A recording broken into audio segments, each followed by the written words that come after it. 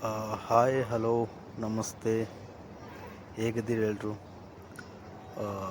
ನಾನೀಗೊಂದು video ಮಾಡಲಿಕ್ಕೆ ಕಾರಣ ಏನಂದರೆ, ನಾನು ಲಾಸ್ಟ್ ವೀಕ್ ಒಂದು ವಿಡಿಯೋ ಅಪ್ಲೋಡ್ ಮಾಡಿದ್ದೆ ನಾನು. ಅದೇ RDCC ಬ್ಯಾಂಕ್ ಬಗ್ಗೆ.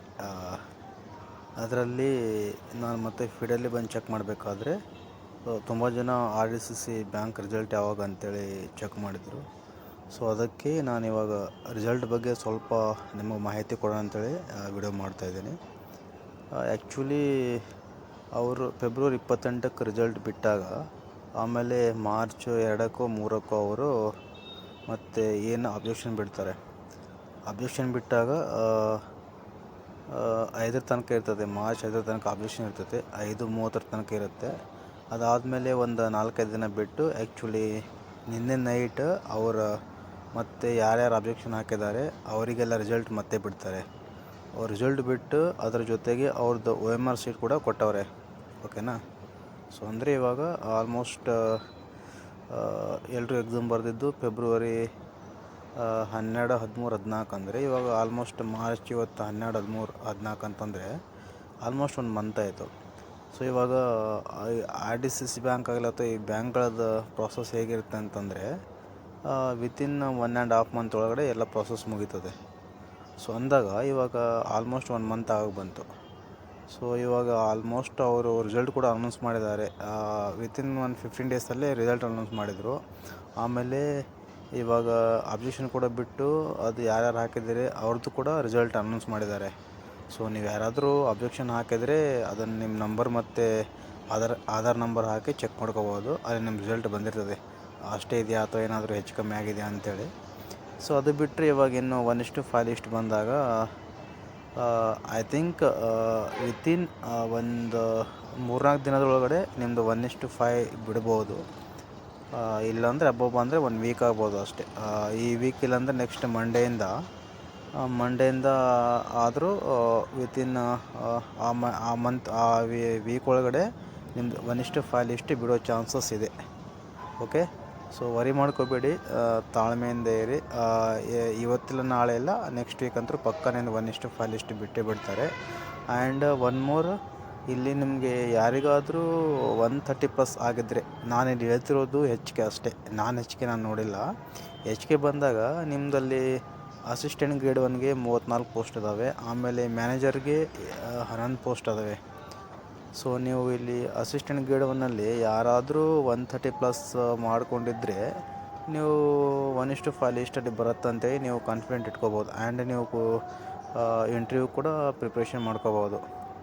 ಆ್ಯಂಡ್ ಇನ್ನೂ ಕಮ್ಮಿ ಅಂತಂದರೆ ಕ್ಯಾಟಗರಿಗೆ ಬಂದಾಗ ಅಲ್ಲಿ ನಿಮಗೆ 125 ತನಕ ಬರೋ ಚಾನ್ಸಸ್ ಇದೆ.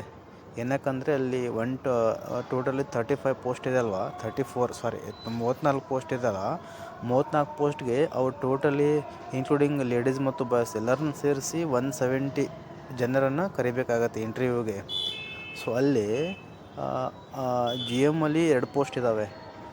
140+ ತೊಗೊಂಡವರು ಒಂದು 10 ಜನ ಆದರೂ ಕೂಡ ಅವರಲ್ಲಿ GM 2 ಪೋಸ್ಟ್ ಹೋಗ್ತಾರೆ. ಆಮೇಲೆ ಮತ್ತು GM ಅಲ್ಲಿ ವುಮೆನ್ಸ್ಗಂತಲೇ 6 ಪೋಸ್ಟ್ ಇದೆ. ಆಮೇಲೆ GM ಕನ್ನಡ ಮೀಡಿಯಮ್ ಅಂತ 1 ಪೋಸ್ಟ್ ಇದೆ. ಆಮೇಲೆ ರೂರಲ್ ಅಂತ 2 ಪೋಸ್ಟ್ ಇದೆ. ಸೊ ಇವೆಲ್ಲ ಲೆಕ್ಕ ಹಾಕಿದಾಗ ಅಲ್ಲಿ GM 6 ಲೇಡೀಸ್ ಪೋಸ್ಟಲ್ಲಿ 6 × 5 ಅಂದರೆ 30 ಜನ ಹುಡುಗಿಯರೇ ಹೋಗ್ತಾರೆ ಅಲ್ಲಿ. ಸೊ ಅವಾಗೆಲ್ಲ ಮತ್ತು ಈ ಕಡೆಯಲ್ಲಿ ಹುಡುಗರಿಗೆಲ್ಲ ಮತ್ತೆ ಚಾನ್ಸ್ ಸಿಗ್ತದೆ ಇಲ್ಲಿ ಬರಲಿಕ್ಕೆ. ಆಮೇಲೆ ಮತ್ತು ಅಲ್ಲಿ ಏನಿದೆ ಅಂದರೆ GM ಅಲ್ಲಿ 4 ಪೋಸ್ಟ್ ಇದ್ದಾವೆ. 4 ಪೋಸ್ಟ್ ಅಂತಂದರೆ 1:5 ಅಂತಂದರೆ 4×5 20, ಅಲ್ಲಿ 20 ಜನ ಮತ್ತು ಬರ್ಬೋದು. ಆಲ್ಮೋಸ್ಟ್ ಇಲ್ಲಿ ಹೇಗಿರುತ್ತೆ ಅಂತಂದರೆ, ಇವಾಗ ಲೇಡೀಸ್ಗೆ 6× 5 ಅಂದರೆ 30 ಪೋಸ್ಟ್ ಇರ್ತದೆ. ಸೊ ಆಲ್ಮೋಸ್ಟ್ 135+ ಈ ಥರ ಮಾಡಿರೋರು ಅವ್ರ ಕ್ಯಾಟಗರಿ ಹೋಗ್ತಾರೆ. ಅಂದರೆ ಲೇಡೀಸ್ ಕೋಟಾದಲ್ಲಿ ಇದೆಯಲ್ಲ, ಸೊ 3 ಜನ ಹುಡುಗರು ಅಲ್ಲಿ ಹೋದಾಗ, ಮತ್ತು ಬೇರೆ ಈ ಕಡೆ 30ಕ್ಕಿಂತ ಕೆಳಗಡೆ ಇದ್ದವರು ಅಥವಾ 135ಕ್ಕಿಂತ ಕೆಳಗಡೆ ಇದ್ದವರು ನೀವು GM ಅಲ್ಲಿ ಬರ್ಬೋದು, GM ರೂರಲ್ಲಿ ಬರ್ಬೋದು, GM ಕನ್ನಡ ಮೀಡಿಯಮಲ್ಲಿ ಬರ್ಬೋದು. ಸೊ ಆ ಥರ ಚಾನ್ಸಸ್ ನಿಮಗಿರ್ತದೆ. ಸೊ ಅದಕ್ಕೆ ಯಾರಾದರೂ 130+ ಮಾಡ್ಕೊಂಡಿರೋರು, 128 ತನಕ ಯಾರಾದರೂ ಮಾಡ್ಕೊಂಡಿರೋರು ಇದ್ದರೆ, ಸೊ ನೀವು ವೇಟ್ ಮಾಡ್ಬೋದು. 1:5 ಲಿಸ್ಟಲ್ಲಿ ಬರೋ ಚಾನ್ಸಸ್ ತುಂಬ ಇದೆ. ಆ್ಯಂಡ್ ಇಂಟರ್ವ್ಯೂ ಕೂಡ ಪ್ರಿಪ್ರೇಷನ್ ಮಾಡ್ಕೋಬಹುದು. ಸೊ ಇನ್ನು ಏನಂತಂದರೆ ಇಲ್ಲಿ ನಿಮಗೆ 1:5 ಲೀಸ್ಟ್ ಬಿಟ್ಟಾಗ ಅವ್ರು ನಿಮಗೆ 1 ವೀಕ್ ಅಷ್ಟೇ ಟೈಮ್ ಕೊಡ್ತಾರೆ. ಸೊ ವಿತಿನ್ 1 ವೀಕ್ ಒಳಗಡೆ ಅವರು ಇಂಟರ್ವ್ಯೂ ಕರಿಬೋದು. ಇಲ್ಲಾಂದರೆ ಅಬ್ಬಬ್ಬ ಅಂದರೆ ಒಂದು 15 ದಿನ ಬಿಡ್ತಾರೆ ನಿಮ್ಗೆ ಅಷ್ಟೇ. ಆ 15 ದಿನಗಳೊಳಗಡೆ ನಿಮಗೆ ಇಂಟರ್ವ್ಯೂ ಕರೆದು ಬಿಟ್ಟು, ಆಮೇಲೆ ಇಂಟರ್ವ್ಯೂ ಮುಗಿದ ತಕ್ಷಣ ವಿತಿನ್ 1 ವೀಕಲ್ಲಿ ಅವ್ರ ಪ್ರೊಸೆಸ್ನ ಏನು ಲೇಟ್ ಮಾಡೋಕ್ಕೆ ಹೋಗಲ್ಲ. ವಿತಿನ್ 1 ವೀಕಲ್ಲಿ ನಿಮ್ಗೆ ಅಪಾಯಿಂಟ್ಮೆಂಟ್ ಲೆಟ್ರ್ ಕೊಡ್ತಾರೆ. ಸೊ ಭಾಳ ಬೇಗ ಪ್ರಾಸೆಸ್ ಮುಗಿಯುತ್ತೆ. ಆಮೇಲೆ ರೂಮರ್ಸ್ ಏನು ಹೇಳ್ತಿರ್ತಾರೆ. ಸೊ ರೂಮರ್ಸ್ ಬಗ್ಗೆ ಯಾವನ್ನೂ ತಲೆ ಕೆಡಿಸ್ಕೋಬೇಡಿ. ಸೊ ನೀವು ಜೆನ್ಯೂನಾಗಿ ಬರ್ತಿದ್ರೆ 1:5 ಲಿಸ್ಟಲ್ಲಿ ನಿಮ್ಮ ಹೆಸರು ಏನಾದರೂ ಬಂದಿದ್ದರೆ, ಸೊ ನೀವು ಜೆನ್ಯೂನಾಗಿ ಹೋಗಿ ಇಂಟರ್ವ್ಯೂ ಇರುತ್ತೆ. ಆ ಇಂಟರ್ವ್ಯೂನ ಫೇಸ್ ಮಾಡಿ 15 ಮಾರ್ಕ್ಸಿಗೆ ಇರ್ತದೆ. ನೀವು 2 ಮಾರ್ಕ್ಸಿಗೆ ಎಕ್ಸಾಮ್ ಬರೆದ್ರು ಕೂಡ ನಿಮ್ಗೆ ಅದು 85ಗೆ ಕನ್ವರ್ಟ್ ಮಾಡ್ತಾರೆ. ಸೊ ನಿಮ್ಮದು ಬೈ ಚಾನ್ಸ್ ಇವಾಗ 130 ಆಗಿತ್ತು ಅಂತಂದರೆ 130 × 85/200 ಆ ಥರ ಮಾಡಿದಾಗ ನಿಮ್ದು ಒಂದು 55 54 ಆ ಥರ ಆಗುತ್ತೆ. ಸೊ ಆ ಥರ ಆದಾಗ ಅಲ್ಲಿ ಒಂದು 55 ಆದರೆ ನಿಮಗೆ ಇಂಟರ್ವ್ಯೂ 15ಕ್ಕೆ ಒಂದು 10 ಕೂಡ ಬಂದ್ರೂ ಅಲ್ಲಿ ಎಷ್ಟು 55 + 10 65 ಆಗುತ್ತೆ. ಸೊ ಅವರು ಈ ಥರ ಸ್ಕೋರ್ನ ರೆಡ್ಯೂಸ್ ಮಾಡ್ಕೊಂಬರ್ತಾರೆ. ಅಂದರೆ ಪರ್ಸೆಂಟೇಜ್ ಎಷ್ಟಾಗಿದೆ ಅಂತೇಳಿ ಅದನ್ನು ಮಾಡಿ ಫೈನಲೈಸ್ ರಿಸಲ್ಟ್ ಎಷ್ಟಾಗಿದೆ ಅಂತೇಳಿ ಈ ಥರ ಬಿಡ್ತಾರೆ. ಸೊ ಯಾರ್ದಾದ್ರೂ ಫೈನಲಲ್ಲಿ 130 ಪ್ಲಸ್ ಯಾರ್ದಾದ್ರೂ ಆಗಿದ್ರೆ ಸೊ ಅವರು ಖಂಡಿತ ವೇಟ್ ಮಾಡ್ಬೋದು. ಆ್ಯಂಡ್ 1:5 ಲಿಸ್ಟಲ್ಲಿ ಕೂಡ ನಿಮ್ಮ ಹೆಸರು ಬರ್ತದೆ. ಸೊ ಖಂಡಿತ ವೇಟ್ ಮಾಡಿ. ಈ ವೀಕಿಲ್ಲ ಮುಂದೆ ನೆಕ್ಸ್ಟ್ ವೀಕ್ ಅಂತೂ ಪಕ್ಕಾ ಖಂಡಿತ ಬಿಟ್ಟೇ ಬಿಡ್ತಾರೆ.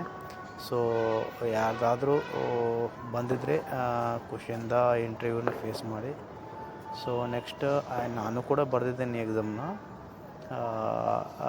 ಆ್ಯಕ್ಚುಲಿ ನೆಕ್ಸ್ಟ್ ಇನ್ನು ಯಾರಾದರೂ ಮಹಾಮಂಡಲ ಎಕ್ಸಾಮಿಗಾಗಲಿ ಶಿಮುಲ್ ಎಕ್ಸಾಮಿಗಾಗಲಿ ಯಾರಾದರೂ ಓದ್ತಾಯಿದ್ರೆ ಸೊ ನೀವು ಈ RDCC ಬ್ಯಾಂಕಲ್ಲಿ ಕ್ವಶನ್ಸ್ ಯಾವ ಥರ ಬಂದಿದೆ ಅಂತೇಳಿ ಕೇಳ್ಬೋದು.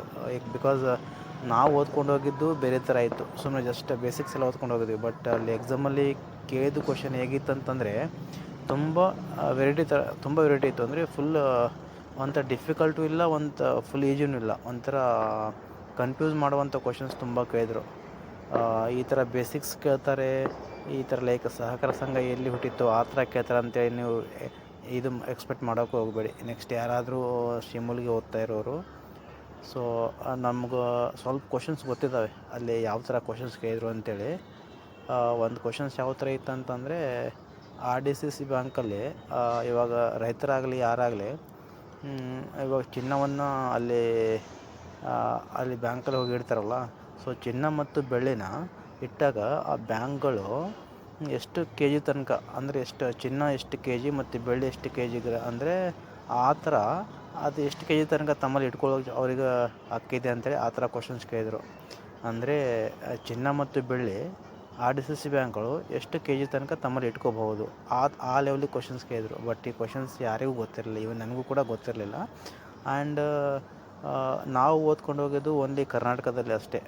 ಬಟ್ ಅವರು ಆಲ್ ಓವರ್ ಇಂಡಿಯಾದಲ್ಲಿ ಕೇಳಿದರು ಯಾವ ರಾಜ್ಯದಲ್ಲಿ RDCC ಬ್ಯಾಂಕ್ಗಳು ಇತ್ತೀಚೆಗೆ ಸ್ಥಾಪನೆ ಆಗಿದ್ದಾವೆ. ಆ್ಯಂಡ್ ಸಹಕಾರ ಸಂಘಗಳು ಕೂಡ ಇತ್ತೀಚೆಗೆ ಯಾವ ರಾಜ್ಯದಲ್ಲಿ ವೈಂಡಿಂಗ್ ಅಪ್ ಆಗಿದೆ, ಅಥವಾ ಹೊಸದಾಗಿ ಸಹಕಾರ ಸಂಘಗಳು ಸ್ಥಾಪನೆ ಆಗಿದೆ, ಅಥವಾ ಈ ಕೆಳಗಿನ ಯಾವ ರಾಜ್ಯದಲ್ಲಿ DCC ಬ್ಯಾಂಕ್ಗಳು ಮರ್ಜ್ ಆಗಿದ್ದಾವೆ, ಅಥವಾ ಈ ಕೆಳಗಿನ ಯಾವ ರಾಜ್ಯಗಳಲ್ಲಿ ಸಹಕಾರ ಸಂಘಗಳು ಮರ್ಜ್ ಆಗಿದ್ದಾವೆ. ಸೊ ಈ ಥರ ಕ್ವಶನ್ಸ್ ಕೇಳಿದರು. ಸೊ ಆ ಥರ ಕ್ವಶನ್ಸ್ ಈಗ ನೆಕ್ಸ್ಟ್ ಯಾರಾದರೂ ಶಿಮುಲ್ಗೆ ಓದ್ತವ್ರಿದ್ದರೆ ಸೊ ನೀವು ಖಂಡಿತ ಕಾಮೆಂಟ್ ಮಾಡಿ. ನಾನು ನೆಕ್ಸ್ಟ್ ವಿಡಿಯೋದಲ್ಲಿ ನಾವು ಬರೆದಾಗ ಅಲ್ಲಿ ಕ್ವಶನ್ಸ್ ಯಾವ ಥರ ಬಂದಿತ್ತು ಆ್ಯಂಡ್ ನೀವು ನೆಕ್ಸ್ಟ್ ಯಾವ ಥರ ಓದಬೇಕಂತೇಳಿ ನಾನು ನೆಕ್ಸ್ಟ್ ಒಂದು 10 ನಿಮಿಷದ ವೀಡಿಯೋ ಮಾಡಿ ಹಾಕ್ತೀನಿ. ಸೊ ಆ ಥರ ಓದ್ಕೊಂಡು ಹೋದರೆ ನೀವು ಖಂಡಿತ ನೆಕ್ಸ್ಟ್ ಎಕ್ಸಾಮಲ್ಲಿ ಆದರೂ ಒಳ್ಳೆ ಸ್ಕೋರ್ ಮಾಡ್ತೀರ ಅಂತೇಳಿ ನನಗೆ ಅನಿಸುತ್ತೆ.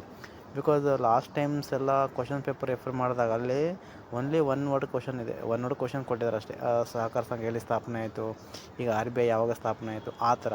ಸೊ ಲೈಕ್ ನಾವು ಕೂಡ ಅದೇ ಥರ ಓದ್ಕೊಂಡು ಹೋಗಿದ್ವಿ. ಬಟ್ ಅಲ್ಲಿ ಕ್ವಶನ್ಸ್ ನಾವು ಓದ್ಕೊಂಡು ಹೋಗಿರೋ ಥರ ಯಾವುವು ಇರಲಿಲ್ಲ. ಫುಲ್ ಸೆಂಟೆನ್ಸ್ ವೈಸ್ ಕ್ವಶನ್ಸ್ ಎಲ್ಲ ಕೇಳಿದರು.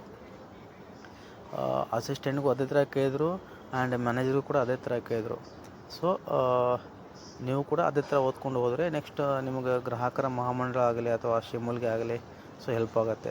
ಸೊ ನೀವು ಜಸ್ಟ್ ಬರೀ ಬೇಸಿಕ್ಸ್ ಎಲ್ಲ ಓದ್ಕೊಂಡು ಹೋಗಿ ಈ ನೆಕ್ಸ್ಟ್ ಅಲ್ಲಿ ಎಕ್ಸಾಮ್ ಸೆಂಟ್ರಲ್ಲಿ ಈ ಕ್ವಶನ್ ಪೇಪರ್ ಡಿಫಿಕಲ್ಟ್ ಇತ್ತು ಹಾಗೆ ಹೀಗೆ ಅಂತಂದರೆ ಮತ್ತೆ ನಿಮ್ಮದೇ ಡಿಫಾಲ್ಟ್ ಅದು. ಸೊ ಅದಕ್ಕೆ ಓದಬೇಕಾದ್ರೆ ಸ್ವಲ್ಪ ಚೆನ್ನಾಗಿ ಓದ್ಕೊಂಡು ಹೋಗಿ. ನಿಮಗೆ ಸೋರ್ಸ್ ಎಲ್ಲ ತುಂಬ ಸಿಗುತ್ತೆ. ಇವಾಗ ಜೆಮಿನಿ ಅಂತೇಳಿ ಸಿಗುತ್ತೆ, ಚಾಟ್ ಜಿ ಪಿ ಟಿ ಸಿಗುತ್ತೆ. ಈ ಗೂಗಲಲ್ಲಿ ಎನಿ ಸೋರ್ಸ್ ನೀವು ಒಂದು ಕ್ಷಣ ಸರ್ಚ್ ಮಾಡಿ ಈ ಥರ ಅಂತ ಹೊಡೆದ್ರೆ ನಿಮ್ಮ ವಿತಿನ್ ಸೆಕೆಂಡಲ್ಲಿ ನಿಮ್ಗೆ ಆನ್ಸರ್ ಕೊಡುತ್ತೆ. ಸೊ ಈ ಥರ ಇದ್ದಾಗ ಸುಮ್ಮನೆ ನಾವು ಬೇಸಿಕ್ಸ್ ಎಲ್ಲ ಓದ್ಕೊಂಡು ಹೋಗೋದು ಅದು ಒಳ್ಳೆಯದಲ್ಲ. ಅಂದರೆ ಬೇಸಿಕ್ಸ್ ಇರಬೇಕು, ಒಂದು 2-3 ಟೈಮ್ಸ್ ಬೇಸಿಕ್ಸನ್ನೆಲ್ಲ ಓದ್ಕೊಂಡು ಆಮೇಲೆ ಆರ್ ಸಿ ಎಸ್ ಆ್ಯಕ್ಟ್ ಕೂಡ ಓದ್ಕೊಂಡು ಹೋಗಿ. ನಮಗೆ ಆಲ್ಮೋಸ್ಟ್ ಒಂದು 75 ಕ್ವಶನ್ನಲ್ಲಿ ಒಂದು 50 ಕ್ವಶನ್ಸ್ ಅದ್ರ ಬಗ್ಗೆನೇ ಬಂದಿತ್ತು. 25 ಕ್ವಶನ್ಸ್ ಬ್ಯಾಂಕಿಂಗ್ ಬಿಟ್ಟರೆ ಆಲ್ಮೋಸ್ಟ್ ಒಂದು 50 ಕ್ವಶನಲ್ಲಿ ಒಂದು 40 ತನಕ ಅವೇ ಕ್ವಶನ್ಸ್ ಬಂದಿತ್ತು ಆರ್ ಸಿ ಎಸ್ ಆ್ಯಕ್ಟ್ ಮೇಲೆ. And R D C C ಬ್ಯಾಂಕಿಂದು ಅದು ಬ್ಯಾಂಕಿಂಗ್ ಸೆಕ್ಟರ್ 25 ಕ್ವಶನ್ಸಲ್ಲಿ ಆಲ್ಮೋಸ್ಟ್ ಒಂದು 20 questions R D C C ಬ್ಯಾಂಕಿನ ಬಗ್ಗೆನೇ ಕೇಳಿದರು. ನಾವು ಅಂದ್ಕೊಂಡಿದ್ದ ಥರ ಇವೆಲ್ಲ ಆರ್ ಬಿ ಐ ಬಗ್ಗೆ ಆಗಲಿ ಅಥವಾ repo rate, reverse repo rate ಆ ಥರ ಎಲ್ಲೂ ಕೇಳಿಲ್ಲ ಅವರು. ಸೊ ಕ್ವಶನ್ಸ್ ಸ್ವಲ್ಪ ಡೆಪ್ತಾಗಿ ಕೇಳಿದ್ದಾರೆ. And first time Raichur D C C bank ಅವರು ಈ ಲೆವೆಲಿಗೆ ಕ್ವಶನ್ಸ್ ತೆಗೆದವ್ರೆ ಅಂದಾಗ ಮತ್ತು ನೆಕ್ಸ್ಟ್ ಈಗ ಶಿಮುಲ್ ಕೂಡ ಇದೇ ಥರ ಕ್ವಶನ್ ತೆಗಿಯೋಕೆ ಟ್ರೈ ಮಾಡುತ್ತೆ. ಸೊ ಅವ್ರು ಕ್ವಶನ್ ಪೇಪರ್ನ ನೋಡಿ ಅವರು ಕೂಡ ಇದೇ ಥರ ಕ್ವಶನ್ ಪೇಪರ್ನ ತೆಗಿಲಿಕ್ಕೆ ಟ್ರೈ ಮಾಡ್ತಾರೆ. ಆ್ಯಂಡ್ 100% ಈಗ ಶಿಮುಲ್ ಕೂಡ ನೆಕ್ಸ್ಟ್ ಡಿಫಿಕಲ್ಟ್ ಕ್ವಶನ್ ಪೇಪರ್ ತೆಗಿತಾರೆ ಅದಕ್ಕೆ. ಸೊ ದಯವಿಟ್ಟು ಚೆನ್ನಾಗಿ ಓದ್ಕೊಳ್ಳಿ ಅಂಥೇಳಿ ವೇಟ್ ಮಾಡಿ. ಈ ನೆಕ್ಸ್ಟ್ ವೀಕಲ್ಲಿ ಖಂಡಿತ 1:5 ಲಿಸ್ಟ್ ಬಿಡ್ತಾರೆ. ಆ್ಯಂಡ್ ಯಾರ್ಯಾರ್ದು 1:5 ಲಿಸ್ಟಲ್ಲಿ ಬರ್ತದೆ ಅವರೆಲ್ಲರಿಗೂ ಒಳ್ಳೆಯದಾಗಲಿ ಅಂತ ಹೇಳ್ತಾ ಈ ವಿಡಿಯೋನ ಮುಗಿಸ್ತೀನಿ. Okay, thank you.